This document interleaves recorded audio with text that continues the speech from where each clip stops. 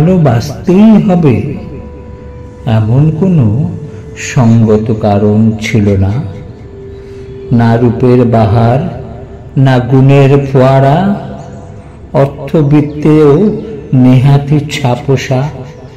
তবুও সেই মানুষটিকেই ভালোবেসে ফেলল, কারণ তার মনে হয়েছিল বাসা হিসাবে এর থেকে ভালো মানুষ আর হবে না। সেই থেকে আমি আজও তার ভালোবাসার মানুষ হয়ে আছি। ভালোবাসা আর ভালো মানুষ এই দুয়ের রাসায়নিক বিক্রিয়াতেই তৈরি হয় নিখাত ভালোবাসা, তৈরি হয় নিখাত ভালোবাসা।